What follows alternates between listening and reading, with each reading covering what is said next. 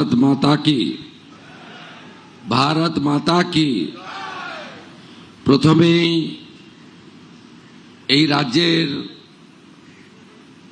সকলের অত্যন্ত শ্রদ্ধাস্পদ এবং আদর্শ চিকিৎসক শুধু নয়, স্বাধীনোত্তর পশ্চিমবঙ্গকে উন্নয়নের ফলে ফুলে পল্লবিত সুশোভিত করার ক্ষেত্রে যে মহামানবের সবচেয়ে উল্লেখযোগ্য ভূমিকা রয়েছে, প্রাক্তন মুখ্যমন্ত্রী, রাষ্ট্রবাদী দেশপ্রেমিক প্রয়াত ডাক্তার বিধানচন্দ্র রায়ের বিদেহী আত্মার প্রতি আমার প্রণাম শ্রদ্ধা নিবেদন করি। আজকে আমরা 4 জন কৃতি চিকিৎসককে সম্বর্ধিত করেছি। Doctor professor Sukumar Mukherjee, doctor professor Gita Ganguly Mukherjee, doctor professor Shanta Dutta, doctor professor Subir Chatterjee.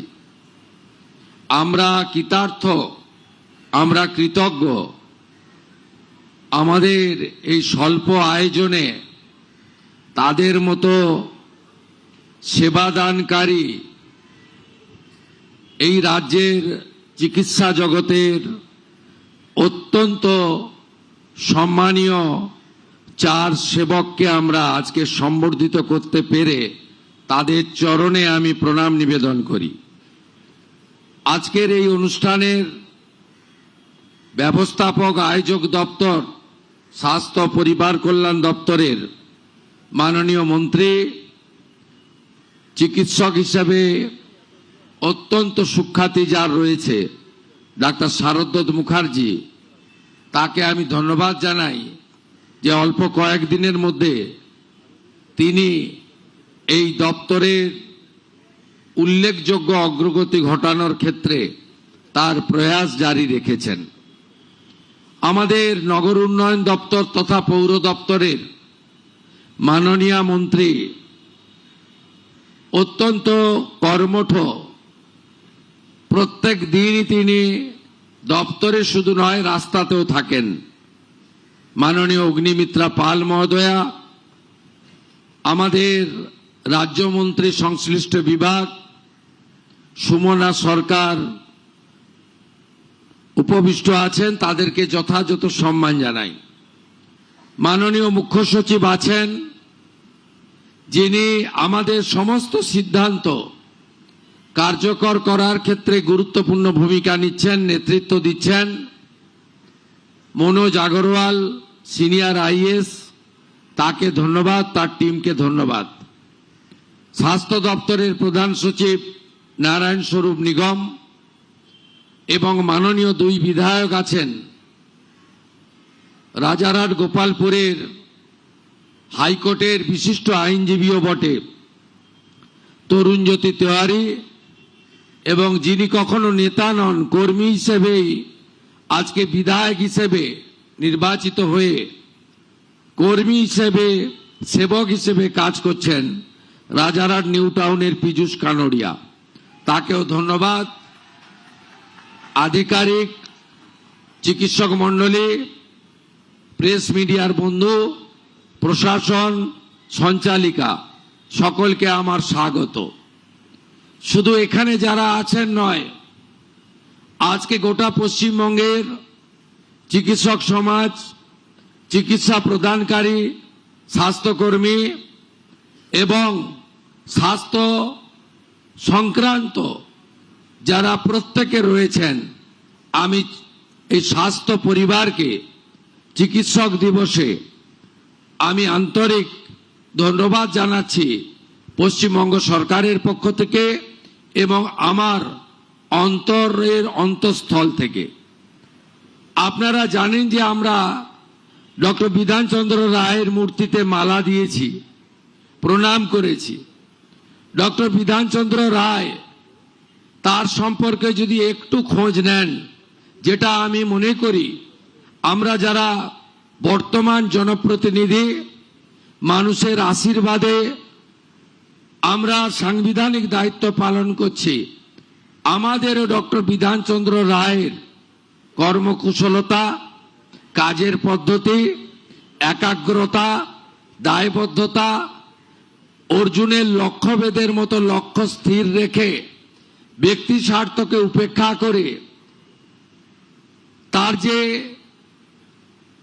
কর্মকুশলতা ছিল সেটা জানা উচিত, এবং কিছুটা গ্রহণ করলেই এই রাজ্যের এবং দেশের মঙ্গল হতে পারে বলে আমি মনে করি। ডক্টর বিধানচন্দ্র রায় তিনি আইএম এর প্রথম বেসরকারি সভাপতি ছিলেন। তিনি যেখানেই গেছেন, কলকাতা কর্পোরেশন হোক, চিকিৎসকদের সংগঠন হোক, অথবা তার যা যা কর্মক্ষেত্রে, তিনি কখনো দুই হননি, এক নম্বর হয়েছেন। তার এই যোগ্যতা ছিল, তার এই অন্তর্নিহিত লুক্কায়িত প্রতিভা ছিল, এবং তিনি তৎকালীন কোন রাজনৈতিক নেতা বা দলের মদতে আইনসভাতে যেতেননি। তিনি নির্দল হিসেবে জিতে তার রাজনৈতিক যাত্রাপথ শুরু করেছিলেন, এবং ক্রমেই অনেক বাধা সত্ত্বেও তৎকালীন তার দলের তিনি মুখ্যমন্ত্রীর আসন পেয়েছিলেন। এক্ষেত্রে নিশ্চিতভাবে প্রয়াত অতুল্য ঘোষের অবদান অস্বীকার করা যায় না। আমি ডক্টর বিধানচন্দ্র রায় সম্পর্কে জেনেছি, পড়েছি। আমি 2006 সাল থেকে এমএলএ। আমি 2006 সালে বিধানসভা জেতার পরে লাইব্রেরিতে ডক্টর বিধানচন্দ্র রায়ের একাধিক ভাষণ আমি পড়েছি, মনের মধ্যে গ্রহণ করার চেষ্টা করেছি। আজ নয়, 20 বছর আগে। আমি অনেক টুকরো টুকরো তার বক্তৃতার লাইন আমার মুখস্থ, যদিও সময়ের অভাবে আমি এখানে তা বলবো না।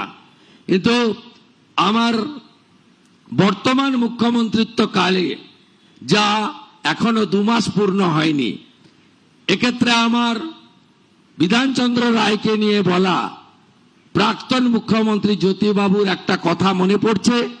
আর আজকে যখন আমি এই রাজ্যের কাজ করতে যাচ্ছি, তখন আমার আরেকটি কথা মনে পড়ছে। প্রয়াত প্রাক্তন মুখ্যমন্ত্রী জ্যোতিবাবু দায়িত্ব নেওয়ার পরে বলেছিলেন যে যেখানেই আমি শুরু করতে যাচ্ছি সেখানেই দেখছি ডাক্তার বিধানচন্দ্র রায় শুরু করে দিয়ে গেছিলেন। যেখানেই আমি শুরু করতে যাচ্ছি সেখানে ডাক্তার বিধানচন্দ্র রায় শুরু করে দিয়ে গেছিলেন। আর আজকের মুখ্যমন্ত্রী অকপটে বলতে পারে যেখানেই আমি হাত দিচ্ছি সেখানেই ধ্বংসলীলা দেখতে পাচ্ছি। এই দুটো ভিন্ন মতের মধ্য দিয়েই আমাকে এগোতে হবে এবং এই জায়গা থেকে বের করে আনতে হবে। সমগ্র চিকিৎসা ব্যবস্থা, এখানে সংকীর্ণ রাজনৈতিকতা থাকবে না। এখানে ধর্ম সম্প্রদায় ভেদাভেদ, মত পথের পার্থক্য, ওরা আমরা পছন্দ অপছন্দ থাকতে পারে না। কারণ স্বামী বিবেকানন্দ বলে গেছেন, ব্রহ্ম হতে কীট পরমাণু, সর্বভূতে সেই প্রেমময়, মন প্রাণ শরীর অর্পণ করো এসকে এসবের পায়ে, বহু মুখে সম্মুখে তোমার ছাড়ি, কোথা খুঁজিছ ঈশ্বর, জীবে প্রেম করে যেই জন, সেই জন সেবিছে ঈশ্বর। আমরা যারা ভগবানে বিশ্বাস করি, আমরা যারা ঈশ্বরে বিশ্বাস করি, আমরা মনে করি প্রত্যেক মানুষের শরীরের মধ্যে নারায়ণ অবস্থান করছে। একথা আমার নয়, স্বামী বিবেকানন্দ বলে গেছিলেন। বলেছিলেন শিব জ্ঞানে জীব পূজা করো। বলেছিলেন যত্র জীব তত্র শিব, অর্থাৎ মহাদেব। আজকে আমাদের এই রকম একটি দপ্তরকে সত্যিকারে ঠিক জায়গায় পৌঁছে নিতে হবে। আপনি যান ভেলোরে, আপনি যান মুম্বাই টাটা ক্যান্সার হসপিটালে, আপনি বেঙ্গালুরুতে দেবী শেঠির হসপিটাল, আপনি পিজিআই চণ্ডীগড়, আপনি যান ডাক্তার রেড্ডির হায়দ্রাবাদে, সর্বত্র শুধু বাঙালি বাঙালি বাঙালি, দরিদ্র দরিদ্র দরিদ্র। কেন এই রাজ্যে চিকিৎসা দেওয়া যায় না? সুবীর বাবু, গীতা দিদির মতো লোকেরা, ডাক্তার সুকুমার বাবুর মতো লোকেরা, যারা ডক্টর বিধানচন্দ্র রায়ের পরবর্তী সময়ে এ রাজ্যের চিকিৎসা ব্যবস্থাকে এগিয়ে নিয়ে যাচ্ছে, এত হস্তক্ষেপ, এত দমন পীড়ন, এত আমরা ওরা, এত অবহেলিত চিকিৎসা ব্যবস্থা, এটা কি কাম্য ছিল? কারণ এই পশ্চিমবঙ্গ আমি মনে করি মেধাতে শুধু ভারতবর্ষ নয়, পৃথিবীর যে কোনো আধুনিক রাষ্ট্রকে টেক্কা দিতে পারে। আজকে যখন ইউরোপের বড় বড় হসপিটালে আপনি যাবেন, সেখানে বাঙালি ডাক্তারদের দেখতে পাবেন। আমি অনেকদিন এমপি ছিলাম, দিল্লি যাতায়াত করতাম, প্রচুর এনআরআই বিদেশে থাকা সিনিয়র সিনিয়র ডাক্তাররা, তারা সব যাতায়াত করতেন বছরে দুর্গাপুজোর সময় বা যখন ওখানে প্রচন্ড বরফ পড়ে, উইন্টার ইত্যাদি হয়, ওরা আসেন এখানে। অনেকের সঙ্গে দেখা হতো, পরিচয় করতাম। কেউ যুক্তরাষ্ট্র, কেউ যুক্তরাজ্য, কেউ জার্মানি, কেউ ফ্রান্স, কেউ কানাডা, সব বড় বড় হসপিটালগুলোতে নেতৃত্ব দিচ্ছেন, এইচওডি হয়ে বসে আছেন এই বাঙালি চিকিৎসকরা। আর বাংলার লোকগুলো ভেলোরে লম্বা লাইন দিয়ে দাঁড়িয়ে আছে। বাংলার লোকগুলো মুম্বাই টাটা ক্যান্সার হসপিটালের সামনে লাইন দিয়ে দাঁড়িয়ে আছে। তার সঙ্গে অন্য রাজ্যের লোক দাঁড়িয়ে আছে, তার হাতে আয়ুষ্মান ভারতের কার্ড, এমআরআই স্ক্যান, রক্ত পরীক্ষা। পাশে থাকা উত্তরপ্রদেশ গুজরাটের লোকটাকে টাকা দিতে হচ্ছে না, আয়ুষ্মান ভারতের কার্ডটা দেখাচ্ছে। আর পশ্চিমবঙ্গের লোকটা, গরিব লোকটা ওর দিকে তাকিয়ে আছে করুণ দৃষ্টিতে, আর 12,000 টাকা, 14,000 টাকা, 18,000 টাকা পরীক্ষার বিল মিটাচ্ছে। এটাই কি বাংলায় কাম্য ছিল? এটাই কি বাংলায় কাম্য ছিল? হসপিটালগুলোতে বেহাল অবস্থা, রোগী শুয়ে আছে, তার সঙ্গে কত প্রাণীও শুয়ে আছে যাদের সেখানে থাকার কথা ছিল না।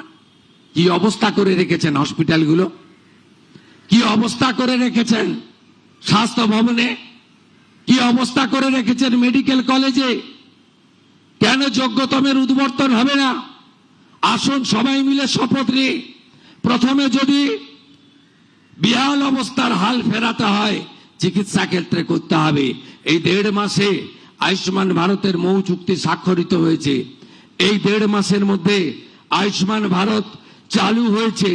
এই 1.5 মাসের মধ্যে আজকে এই মহতি দিনে, আজকের এই সুন্দর দিনে, আজকের এই অত্যন্ত গুরুত্বপূর্ণ দিনে আমরা এই কয়েকটি ছোট্ট প্রয়াসের মধ্য দিয়ে স্বামীজির যে মহান মন্ত্র চরৈবতী চরৈবতী, এই মন্ত্রে আমরা এগিয়ে যাই। চিকিৎসকদের জন্য, তাদের নিরাপত্তার জন্য ভারতীয় ন্যায় সংহিতা তৈরি হয়েছে। মাননীয় প্রধানমন্ত্রী নরেন্দ্র মোদীজির নির্দেশে কেন্দ্রীয় স্বরাষ্ট্রমন্ত্রী অমিত শাহজি 2023 সালে ভারতীয় ন্যায় সংহিতা এনেছেন। সেখানে দেখবেন ডাক্তার বাবুরা চিকিৎসার ক্ষেত্রে তারা কখনোই চান না কোনো রোগী মারা যাক বা তার ক্ষতি হোক। একটা দুটো যে এক্সেপশন নেই তা নয়, আমি সবাইকে ডিফেন্ড করছি না, কিন্তু যে আতঙ্কের পরিবেশ ছিল, যে ভয়ের পরিবেশ ছিল, তার ফলে যে চিকিৎসা আপনারা করতে পারতেন রেফার করে দেওয়ার মানসিকতা তৈরি হয়েছিল। ভারতীয় ন্যায় সংহিতার পরে ডাক্তার বাবুদেরকে সুরক্ষা প্রদান করেছে ভারতীয় ন্যায় সংহিতা, ভারতীয় আইন। ভয় কেটে গেছে, ভরসা এসে গেছে। আপনাদের সকলকে ধন্যবাদ জানিয়ে, সহযোগিতা প্রার্থনা করে আমার কথা শেষ করছি। খুব ভালো থাকবেন সবাই। সবাইকে আবার ধন্যবাদ। চিকিৎসক শব্দটিকে প্রণাম এবং শ্রদ্ধা জানিয়ে আমার কথা শেষ করলাম। ভারত মাতা কি, বন্দে